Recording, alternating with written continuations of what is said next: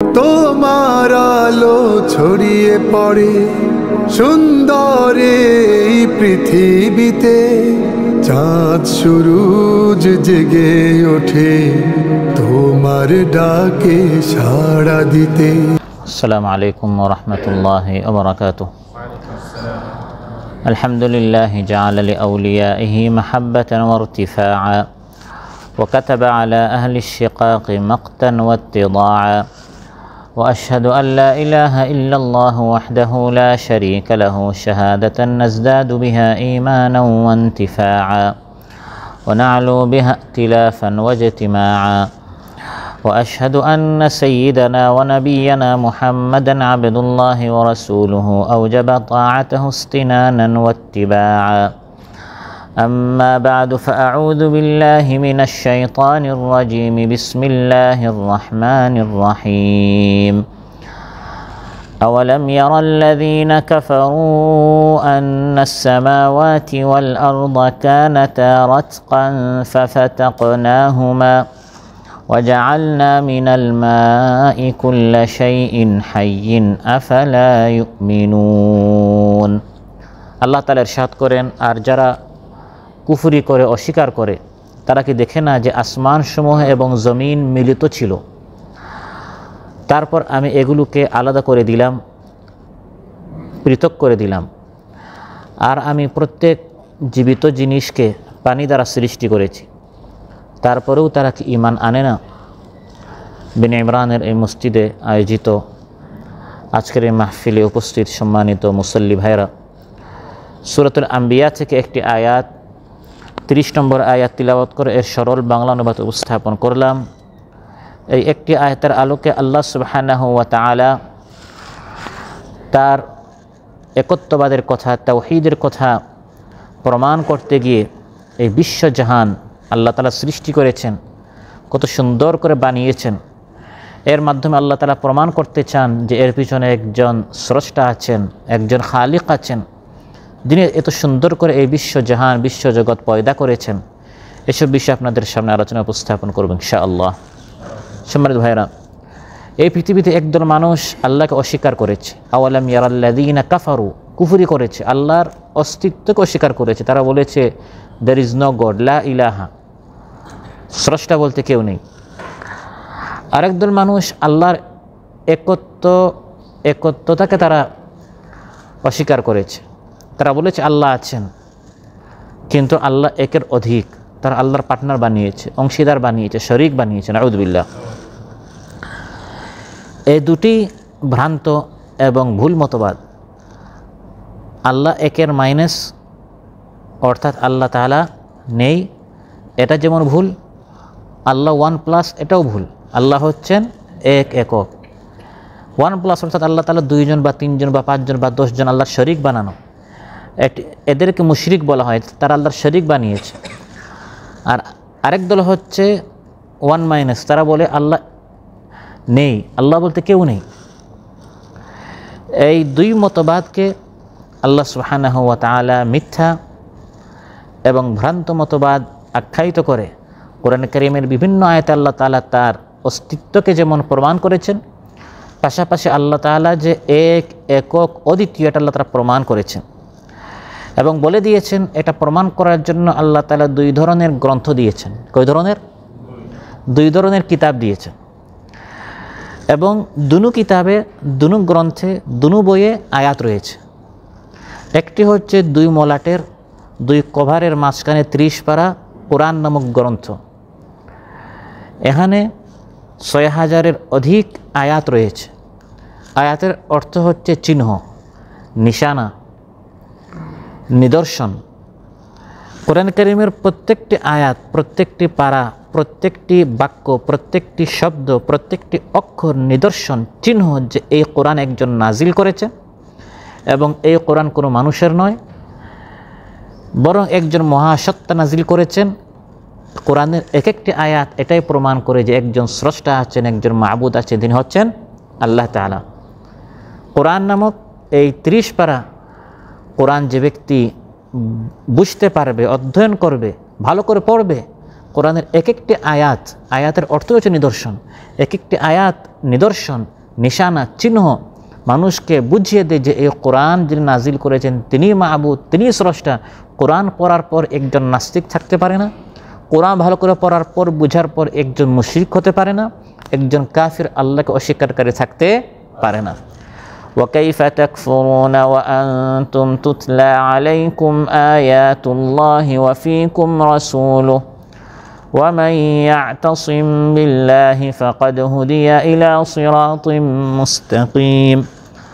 আল্লাহ তাআলা বলেন তোমরা আল্লাহকে অস্বীকার করো কি করে, অথচ তোমাদের সামনে কোরআনের আয়াত পাঠ করা হচ্ছে, তিলাওয়াত করা হচ্ছে। কোরআন পড়ার পর, শ্রবণ করার পর, বুঝার পর কাইফা তাকফুরুন, তোমরা কিভাবে কুফরি করো। কোরআনের এক একটি আয়াত প্রমাণ করে যে আল্লাহ তাআলা আছেন এবং তিনি হচ্ছেন ওয়াহদাহু লা শারীকা লাহু। এটি হচ্ছে এক ধরনের কিতাব আল্লাহ নাজিল করেছেন এবং কোরআনে অনেক আয়াত রয়েছে, নিদর্শন রয়েছে।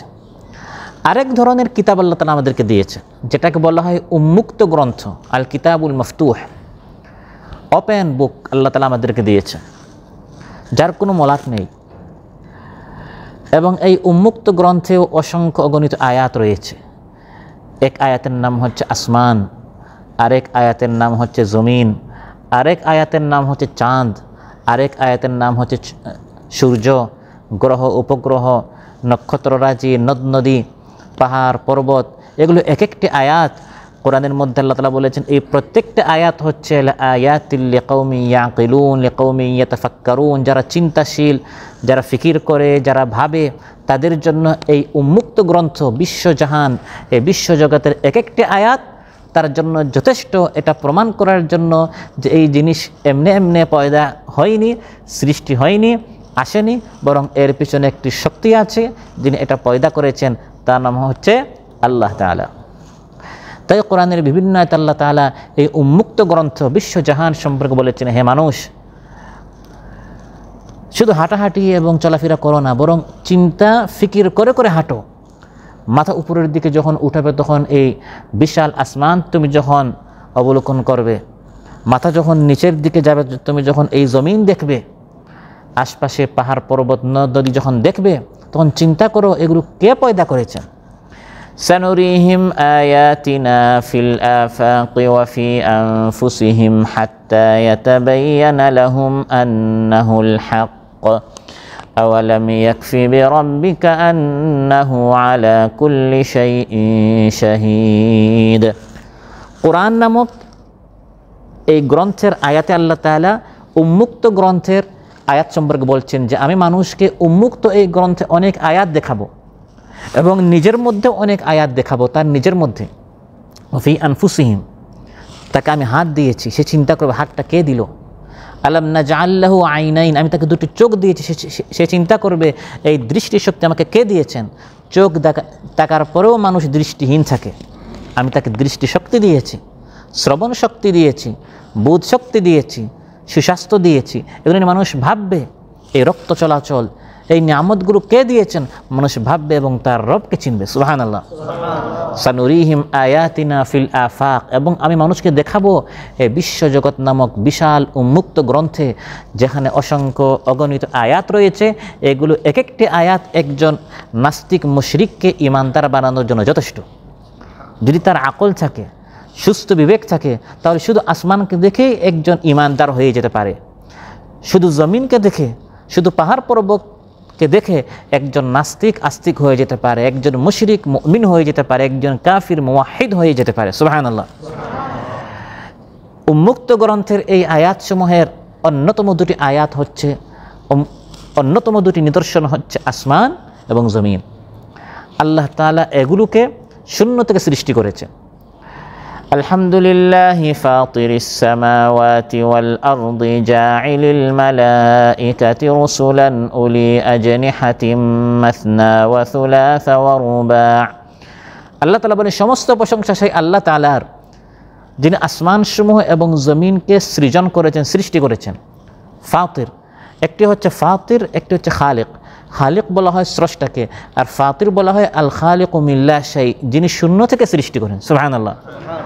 মানুষ মূলত সৃষ্টি করে না, মানুষ কয়েকটা জিনিসকে একত্রিত করে। যারা বিজ্ঞানী, যারা আবিষ্কার করে, তারা কি করে?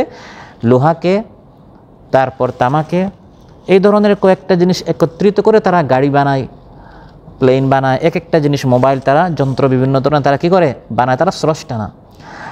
আল্লাহ তাআলা হচ্ছেন ফাতির, যিনি শূন্য থেকে পয়দা করেন। সুবহানাল্লাহ। মানুষ ভাববে, চিন্তা করবে, এই শূন্য থেকে এই আসমান সমূহ জমিন কে সৃষ্টি করেছেন? বর্তমান একবিংশ শতাব্দী বা বিংশ শতাব্দীর শেষের দিকে বিজ্ঞানীরা এই থিওরিতে পৌঁছিয়েছে। বর্তমান আধুনিক জ্যোতির্বিজ্ঞানী যারা, এই সকল বিজ্ঞানীদের মত হচ্ছে আদিকালে, আজ থেকে হাজার হাজার বছর আগে আকাশ, জমিন, সূর্য, নক্ষত্র, পৃথিবী এটি পৃথক সত্তা ছিল না, বরং এক সত্তা ছিল। পুরাটাই একটা জিনিস ছিল। এখন একটা হচ্ছে আসমান, একটা হচ্ছে জমিন, একটা হচ্ছে নক্ষত্র, একটা হচ্ছে গ্রহ উপগ্রহ। এই যে আলাদা আলাদা এক একটা সত্তা, বর্তমান বিজ্ঞানীরা এটা আবিষ্কার করেছে মাত্র কয়েক বছর আগে, যে এগুলো আদিকালে এভাবে আলাদা আলাদা জিনিস ছিল না, বরং পুরাটাই এক জিনিস ছিল এবং সবগুলো ওতপ্রোতভাবে মিশে ছিল। এবং সেই সময় মহাবিশ্বে শুধু গ্যাস আর গ্যাস ছিল, অসংখ্য গ্যাসীয় কণার সমষ্টি ছিল। যে কথাটি সাম্প্রতিককালে বিজ্ঞানীরা আবিষ্কার করেছে, শত শত বছর আগে, 1450 বছর আগে মহাবিজ্ঞানময় আল্লাহ সুবহানাহু ওয়া তাআলা মহাবিশ্ব আল কোরআনে, ওয়াল কোরআনিল হাকিম, বিজ্ঞানময় এই কোরআনের মধ্যে আল্লাহ তাআলা এই থিওরিটি বলে দিয়েছেন। সুবহানাল্লাহ। সুম্মা ইস্তাওয়া ইলাস সামাই ওয়া হিয়া দুখান। আল্লাহ বলেন পুরা পৃথিবীতে দুখান, শুধু গ্যাস আর গ্যাস ছিল। তখন আসমানও ছিল না, জমিনও ছিল না, শুধু এখানে গ্যাস আর গ্যাস ছিল। তারপর বর্তমান বিজ্ঞানীরা এটা আবিষ্কার করেছে, হঠাৎ বিশাল একটি মহাবিস্ফোরণ হলো। এই মহাবিস্ফোরণের মাধ্যমে, বিশাল এই বিস্ফোরণ হওয়ার পর নক্ষত্র পৃথিবীতে আসলো, সূর্য আসলো, আসমান হলো, জমিন হলো, গ্রহসমূহ সৃষ্টি হলো। এটাকে বর্তমান বিজ্ঞান ইংলিশে বিগ ব্যাং বলে, আর বাংলায় মহাবিস্ফোরণ থিওরি বলা হয়, আর আরবিতে নাযারিয়াতুল ইনফিজারিল আযম বলা হয়। কোরআনের পরিভাষায় আমার আলোচ্য আয়াতে আল্লাহ তাআলা এটি বলে দিয়েছেন রাতকুল ফাতাক, কানাতা রাতকান ফাফাতাকনাহুমা, যে এই গোটা পৃথিবী একসাথে এক জিনিস ছিল। মহাবিস্ফোরণের পর আসমান হলো, জমিন হলো, নক্ষত্র, সূর্য, চাঁদ ইত্যাদি এগুলো সৃষ্টি হলো। সুবহানাল্লাহ। এই উন্মুক্ত গ্রন্থ নিয়ে, আসমান সমূহ এবং জমিন নিয়ে ভাবতে আল্লাহ তাআলা আমার আলোচ্যতে বলছেন, বান্দারা একটু চিন্তা করো, এই পৃথিবী কিভাবে আসলো? আসলাম, পৃথিবীতে জন্মগ্রহণ করলাম, খাচ্ছি, ঘুরছি, বড় হলাম, প্রবাসে আসলাম, কয়েক বছর টাকা ইনকাম করলাম, দেশে টাকা পাঠালাম, গাড়ি বাড়ি হলো, জায়গা জমিন হলো, তারপর দেশে গেলাম, কয়েক বছর পর মারা গেলাম। শুধু এমন যেন আমার পৃথিবীতে আসা যাওয়া না হয়। একটু চিন্তা করতে হবে, এই পৃথিবী হলো কিভাবে, এই বিশ্বজগৎ আল্লাহ কিভাবে সৃষ্টি করলেন। কারণ আমি আসার আগেও পৃথিবী ছিল, আমি চলে যাওয়ার পরেও পৃথিবী থাকবে।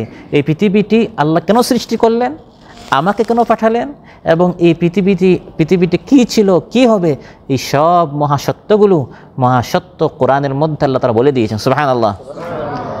আওয়ালাম ইয়ারা, আমার আলোচ্যতে আল্লাহ তাআলা বলেন, তারা কি দেখে না? এখানে বাহ্যিক চক্ষু দ্বারা দেখতে বলা হচ্ছে না, বরং অন্তরের চক্ষু দ্বারা দেখতে বলা হচ্ছে।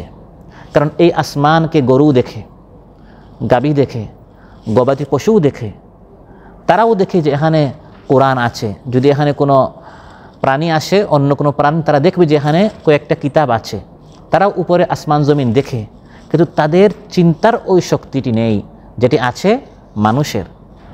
মানুষকে আল্লাহ তাআলা চিন্তার চক্ষু দিয়ে, অন্তর চক্ষু দিয়ে দেখতে বলছেন। চিন্তা করো, ভাবো, ফিকির করো। আওয়ালাম ইয়ারা, তারা কি দেখে না? ভালো করে দেখার পর কেউ কাফির থাকতে পারে না, কেউ রবকে অস্বীকার করতে পারে না। আওয়ালাম ইয়ারাল্লাযীনা কাফারু, যারা কুফরি করেছে তারা কি দেখে না?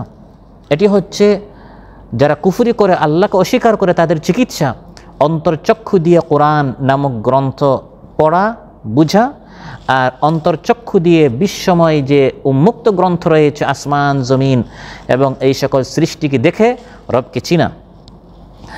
أولم ير الذين كفروا أن السماوات والأرض كانتا رتقا ففتقناهما আল্লাহ তাআলা বলেন তারা কি অন্তর্চক্ষু দিয়ে ভালো করে দেখে না যে এই আসমানসমূহ এবং জমিন কানাতা রাতকান এগুলো বন্ধ ছিল, মিলিত ছিল, ওতপ্রোতভাবে জড়িত ছিল, মিশানো ছিল, একসাথে এক জিনিস ছিল, যেটা বর্তমান বিজ্ঞানীরা আবিষ্কার করেছে যে আদিকাল এগুলো সব কি ছিল, একসাথে এক জিনিস ছিল, শুধু গ্যাস আর গ্যাস ছিল।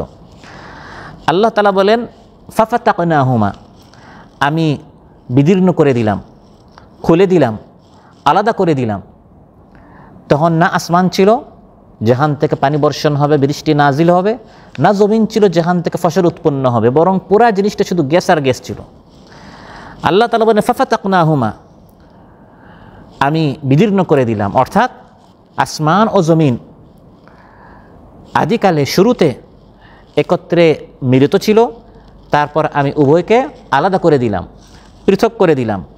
আসমানকে আমি উপরে উঠিয়েছি যেখান থেকে বৃষ্টি বর্ষণ হওয়া শুরু হলো, আর পৃথিবীকে আমি এমন এক স্থানে রেখেছি যাতে নানা রকমের ফল উদ্ভিদ উৎপন্ন হওয়া শুরু হলো, নানা রঙের নানা স্বাদের ফল ফুল উৎপন্ন হওয়া শুরু হলো। আসমান ও জমিন আমি আলাদা করে সৃষ্টি করলাম, যা কোরআনের মধ্যে আল্লাহ তাআলা এভাবে বলছেন ওয়াস-সামাই যাতির রাজ' ওয়াল আরদি যাতিস সাদ' ইন্নাহু লাকাউলুন ফাসল ওয়া মা হুয়া বিল হাজল। ওয়াস-সামা, আসমান হচ্ছে যাতির রাজ', যেখান থেকে বৃষ্টি নাজিল হয়। একসময় আসমান জমিন একসাথে ছিল, আসমান থেকে বৃষ্টি নাজিল হতো না, আমি আলাদা করে দিলাম, এখন আসমান থেকে বৃষ্টি নাজিল হয়। ওয়াল আরদি যাতিস সাদ', আর জমিন থেকে এখন ওই বৃষ্টির কারণে ফসল উৎপন্ন হয়, ফলে এই পৃথিবীতে জীবন সৃষ্টি হয়ে গেল। সুবহানাল্লাহ। মোট কথা বিশ্বজাহান প্রথমে এক পিণ্ডের আকারে ছিল, পরবর্তীকালে বিশ্বজাহানকে পৃথক পৃথক অংশে বিভক্ত করে পৃথিবী এবং অন্যান্য গ্রহ উপগ্রহ নক্ষত্র ছায়াপথ ইত্যাদি স্বতন্ত্র জগতে পরিণত করা হয়েছে। আসমান হলো, জমিন হলো। আসমান জমিন হওয়ার পর প্রথমে আল্লাহ তাআলা পৃথিবীতে আদমকে পাঠালেন আলাইহিস সালাম, সাথে কে আসলেন? মা হাওয়া, মাত্র 2 জন। হলো 4 জন, 6 জন, 10 জন, 100, 500, সংখ্যা কি হচ্ছে? বাড়ছে। এখন আপনারা 2 জন যখন ছিলেন আপনাদের এক রুমে হয়ে যেত, যখন সন্তান হলো তখন 2 রুমের প্রয়োজন আছে না নাই?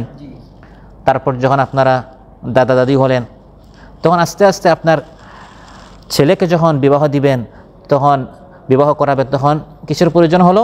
রুম বাড়ানোর, ঘর বড় করার। পৃথিবীতে যখন জনসংখ্যা বাড়া শুরু হলো তখন ওই আদম আলাইহিস সালামের সময় যে আসমান যে জমিন, ওই আসমান জমিন যদি এখনও থাকে তাহলে এই 650 কোটি মানুষকে এই পৃথিবীতে কি জায়গা হবে? জায়গা হবে না। মানুষের সংখ্যা বাড়ছে, এখন পৃথিবী বড় হওয়ার প্রয়োজন আছে না নাই? বর্তমান বিজ্ঞান আবিষ্কার করেছে যে দিন দিন আসমান ও জমিন বড় হচ্ছে। সুবহানাল্লাহ। বর্তমান বিজ্ঞান আবিষ্কার করেছে দিন দিন আল্লাহ তাআলা আসমানকে বড় করছেন, মানুষের থাকার জায়গা এই বাড়িকে আল্লাহ তাআলা বড় করছেন, জমিন সম্প্রসারিত হচ্ছে। শত শত বছর আগে কোরআনের মধ্যে আল্লাহ তাআলা এই মহাসত্য বলে দিয়েছেন ওয়াস-সামাআ বানাইনাহা বিআইদিন ওয়া ইন্না লামুসিউন। আসমানকে আমি আল্লাহ তাআলা শক্তভাবে সৃষ্টি করেছি, এটা ফেটে যাওয়ার মতো নয়, ধসে পড়ে যাওয়ার মতো নয়, ফাটল সৃষ্টি হওয়ার মতো নয়। ভাই বিন ইমরান, আপনারা কারা কনস্ট্রাকশনের কাজ করেন, আজকে আসেন আসমানে এক জায়গায় ফাটল সৃষ্টি হয়েছে, একটু কাজ করতে হবে, এরকম কখনো আসছে কেউ? কোনো কন্ট্রাক্টর আসছে নাকি? না। আসমানকে আল্লাহ বলেন ওয়াস-সামাআ বানাইনাহা বিআইদিন, আমি খুব শক্তভাবে এই সাতকে বানিয়েছি।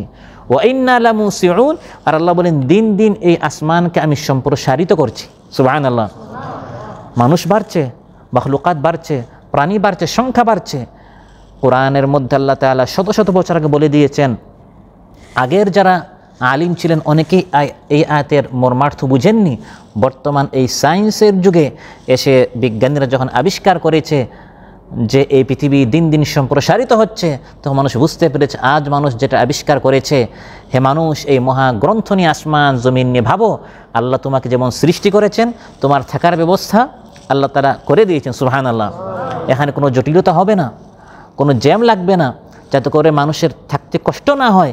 আল্লাহ তাআলা এই আসমান ও জমিনকে দিন দিন ওয়া ইন্না লামুসিউন সম্প্রসারিত করছেন, বড় করছেন মানুষের থাকার সুবিধার্থে। আল্লাহ তাআলা এই ব্যবস্থা করে দিয়েছেন। সুবহানাল্লাহ।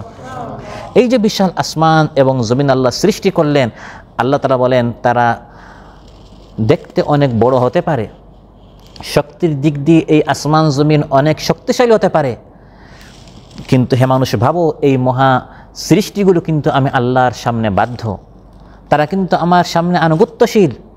যখন গ্যাস ছিল আমি তাদেরকে বললাম হে আসমান তুমি আসমান হয়ে যাও, জমিন তুমি জমিন হয়ে যাও, তারা দেরি করে নাই, বিলম্ব করে নাই, আপত্তি জানায়নি, পাল্টা প্রশ্ন করেনি, কেন কখন পরে দেখা যাক এগুলো বলেনি। কোরআন বলছে فقال لها وللأرض ائتيا طوعا أو كرها قالتا أتينا طائعين। আসমানকে যখন আল্লাহ বলেন হে আসমান আসমান হয়ে যাও, মহাবিশ্বরণের মাধ্যমে যখন আসমান আসমান হয়ে গেল, জমিনকে আল্লাহ বলেন হে জমিন জমিন হয়ে যাও, আল্লাহ বলেন এই দুই মাখলুক সঙ্গে সঙ্গে তাইঈন, তাই বলায় আনুগত্যশীল, মাথা নত করে তারা আল্লাহর সামনে হাজির হয়ে গেল। সুবহানাল্লাহ। হে মানুষ এই মহা জগৎ নিয়ে ভাবো, শুধু আসমান ও জমিন তা নয়, আল্লাহ তাআলা বলেন পৃথিবীতে যত মাখলুকাত আছে সবাই আল্লাহর সামনে আত্মসমর্পণ করছে। أفغير دين الله يبغون وله أسلم من في السماوات والأرض طوعا وكرها وإليه يرجعون। তাদেরকে আল্লাহর আইন ভালো লাগে না, আল্লাহর হুকুম তারা কি মানতে চায় না, তারা কি কুফরি করে, আল্লাহর সাথে শিরিক করে, অস্বীকার করে, অথচ আসমান জমিনে যত মাখলুকাত আছে ইচ্ছায় অনিচ্ছায় সবাই আল্লাহর সামনে মাথা নত করে আছে। সুবহানাল্লাহ। আসলামা, সবাই আল্লাহর সামনে আত্মসমর্পণ করেছে, আল্লাহ যখন যা বলেন সবাই তা মেনেই যাচ্ছে। আসমান যখন আসমান হয়ে গেল, জমিন যখন জমিন হলো, আসমান থেকে পানি বর্ষণ হওয়া শুরু হলো, জমিন থেকে নানা ধরনের ফসল উৎপন্ন হওয়া শুরু হলো, আল্লাহ মানুষের জন্য থাকার ব্যবস্থা করলেন, আর বৃষ্টি ও ফসলের মাধ্যমে খাবারের ব্যবস্থা করলেন। বৃষ্টির মাধ্যমে পানির ব্যবস্থা, ফসলের মাধ্যমে খাবারের ব্যবস্থা। তারপর মানুষকে ইলাহীন সাময়িক সময়ের জন্য এই দুনিয়া নামক প্রবাসে মানুষকে আল্লাহ তাআলা পাঠালেন। মানুষের মূল দেশ হচ্ছে জান্নাত, পরকাল, সেখানে মানুষকে ফিরে যেতে হবে, এটি হচ্ছে মানুষের মূল বাড়ি। সেখান থেকে সাময়িক কিছু সময়ের জন্য দুনিয়া নামক এই প্রবাসে সাময়িক কিছু ভিসার সময় 50-70 বছরের সময় দিয়ে আল্লাহ এখানে পাঠিয়েছেন। এর আগে আল্লাহ তাআলা পানি, খাবার, বাতাস সব ব্যবস্থা করে আল্লাহ তাআলা পাঠিয়েছেন এবং বলে দিচ্ছেন আসমান জমিন যখন হলো, এর ভিতরে এখন যত প্রাণী আছে এই সকল প্রাণীর মূল উৎস হচ্ছে পানি, সকল প্রাণীর মূল উৎস হচ্ছে পানি। ওয়াজআলনা মিনাল মাই কুল্লা শাইইন হাইয়িন আফালা ইউমিনুন।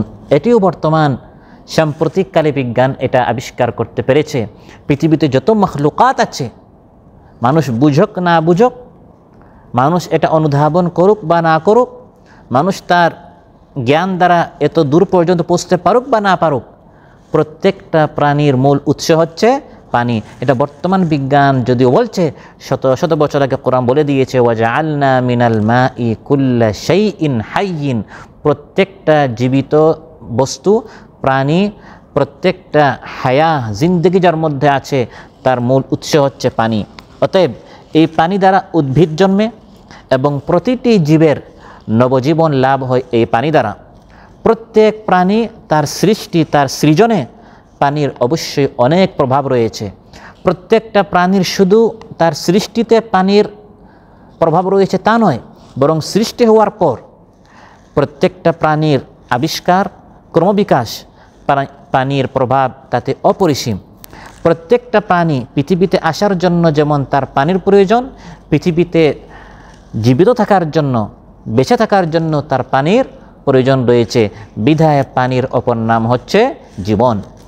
وأنزلنا من السماء ماء مباركا فأنبتنا به جنات وحب الحصيد والنخل باسقات لها طلع نضيد رزقا للعباد وأحيينا به بلدة ميتا كذلك الخروج আসমান থেকে আমি আল্লাহ তাআলা পানি নাজিল করলাম, তারপর জমিন থেকে নানা ধরনের উদ্ভিদ আমি ফসল উৎপন্ন করলাম। খেজুর গাছ ওয়ান্নাখলা আমি আল্লাহ তাআলা মানুষের জন্য বের করলাম, নানা ধরনের শস্য ওয়াহাব্বাল হাসিদ আমি বের করলাম।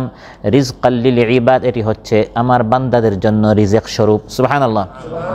ওই পানি যখন নাজিল হলো, এর দ্বারা এই মানুষ থেকে শুরু করে যত আমার বান্দা আমার মাখলুকাত এই পৃথিবীতে আছে, তারা যাতে করে বেঁচে থাকতে পারে, বাঁচার জন্য আমি তাদের এই সকল রিজেক জমিন থেকে ওই পানির মাধ্যমে আমি তাদের ব্যবস্থা করে দিলাম।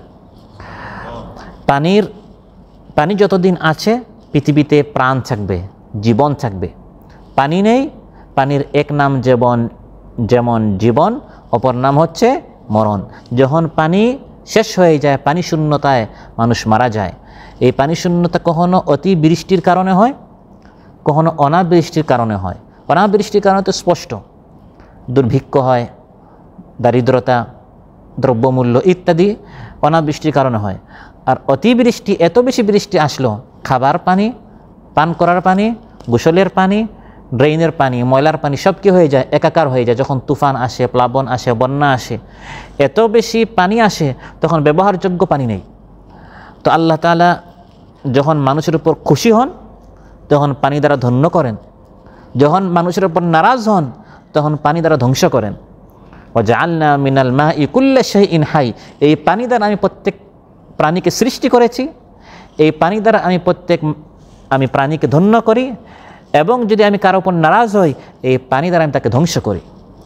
এজন্য রাসূলুল্লাহ সাল্লাল্লাহু আলাইহি ওয়াসাল্লাম ইরশাদ করেন, ইবনে মাজাহ এসেছে, ওয়ালাম ইয়ামনাউ যাকাতা আমওয়ালিহিম ইল্লা মুনিউল কাতরা মিনাস সামা ওয়ালাউলাল বাহাইমু লাম ইউমতারু।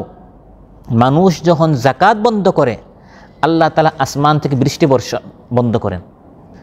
মানুষ যখন যাকাত দিতে বন্ধ করে, তখন আসমান থেকে আল্লাহ কি বন্ধ করেন? বৃষ্টি বর্ষণ আল্লাহ বন্ধ করেন। কেন? শাস্তি স্বরূপ। সে আল্লাহর হক নষ্ট করেছে, বান্দার হক নষ্ট করেছে। আল্লাহ তাআলাও অনাবৃষ্টি, পানি না দিয়ে আল্লাহ তাআলা শাস্তি দিচ্ছেন এই সকল মানুষদেরকে। জীবন শেষ হয়ে যাবে, হায়াত শেষ হয়ে যাবে, তারা মারা যাবে। হ্যাঁ, ওয়ালাউলাল বাহাইমু লাম ইউমতারু, এখানে কিছু নিরপরাধ নিষ্পাপ প্রাণী আছে, গরু ছাগল আছে, গবাদি পশু আছে, চতুষ্পদ জন্তু আছে, তাদের কোনো দোষ নেই, গুনাহ নেই, অপরাধ নেই। রাসূল সাল্লাল্লাহু আলাইহি ওয়াসাল্লাম ইরশাদ করেন, তাদের কারণে আল্লাহ বৃষ্টি নাজিল করেন, এবং ওই সকল প্রাণীর ওসিলায় এই সকল অবাধ্যরাও বৃষ্টি পেয়ে ফেলে। কারণ বৃষ্টি যখন আসে, শুধু গরু যেখানে আছে, বিড়াল যেখানে আছে, সেখানে তো আর আসে না, পুরা এলাকায় আসে। ওই এলাকায় আসার কারণে ওই অবাধ্যরাও বৃষ্টি পেয়ে ফেলে। অন্যথায় আল্লাহ তাআলা পানি না দিয়ে তাদেরকে ধ্বংস করতেন, তারা কেন যাকাত দিচ্ছে না? তাহলে আল্লাহ তাআলা এখানে চিন্তা করতে বলছেন যে, মানুষ চিন্তা করে এই পানিটা কত গুরুত্বপূর্ণ। এই পানি থেকে তোমার সৃষ্টি, এবং এই পানি যতদিন আছে তুমি বেঁচে থাকো। পানি নেই তো এই মানুষ, শুধু মানুষ নয়, যত প্রাণী আছে মানুষ মারা যায়। আল্লাহ তাআলা বলেন, ওয়াজআলনা মিনাল মাই কুল্লা শাইইন হাই, প্রত্যেকটা জীবিত প্রাণীকে, জিনিসকে আমি পানি দ্বারা সৃষ্টি করেছি। এর একটি অর্থ হচ্ছে বৃষ্টির পানি, ঝর্ণার পানি, সমুদ্রের পানি, দরিয়ার পানি, নদীর পানি ইত্যাদি। আর আরেকটি তাফসীর হচ্ছে, এখানে পানি দ্বারা উদ্দেশ্য হচ্ছে বীর্যের পানি। শুক্রবিন্দু থেকে আমি প্রত্যেকটা প্রাণী সৃষ্টি করেছি।